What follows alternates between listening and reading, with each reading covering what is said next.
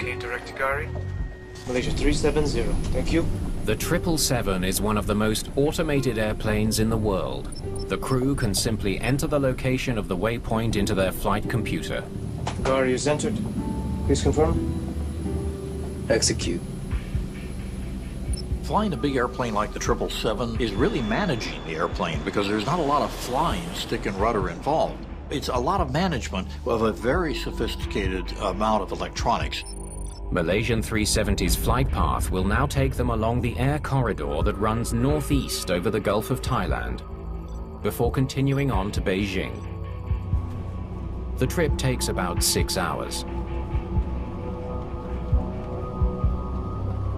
Malaysia 370, maintaining level 350.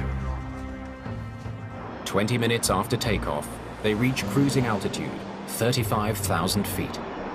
When you get a big jet up to altitude and you've got her on autopilot, you've leveled off, you've run your cruise checklist, it really is time now to kind of throw the straps off and relax a little bit. The crew will now monitor the autopilot until they're ready to land. Controllers in Kuala Lumpur will only track the plane while it's in Malaysian airspace, about 20 minutes more. As the plane crosses the Gulf of Thailand, controllers in Vietnam will take over.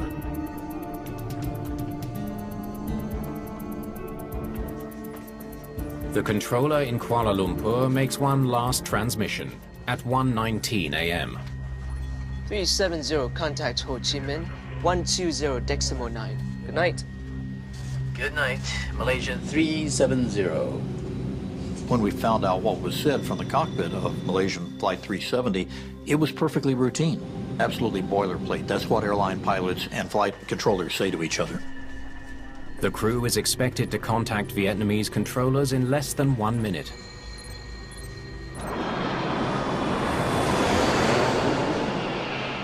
But 19 minutes later, there's no word from Flight 370. Malaysian 370, this is Ho Chi Minh. Please contact control. Malaysia 370. Controllers in Vietnam and Malaysia tried desperately to reach the missing plane. Malaysia 370, do you copy?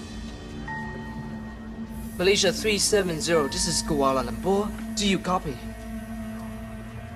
There's no response from the cockpit, and no sign of the plane on radar.